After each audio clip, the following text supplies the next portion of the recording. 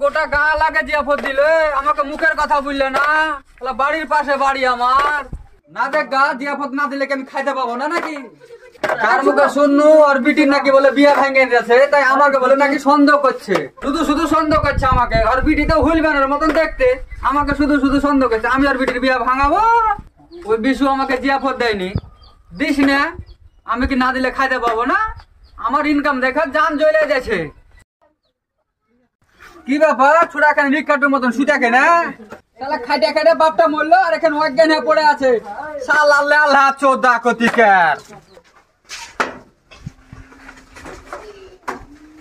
খাস্তা না শেষ নাই, ছেলে পিলে জ্বালাই আর বাঁচি না গো।